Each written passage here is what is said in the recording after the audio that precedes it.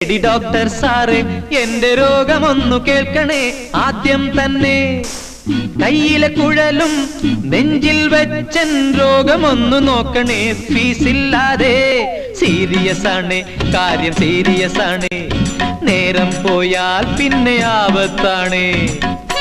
Don't touch me. Doctor സാറേ പൊന്നു doctor സാറേ എന്റെ രോഗമൊന്നു കേൾക്കണേ ആദ്യം തന്നെ കയ്യിലെ കുഴലും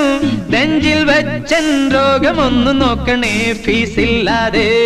സീരിയസ് ആണ് കാര്യം സീരിയസ് ആണ് നേരം പോയാൽ പിന്നെ ആപത്താണ്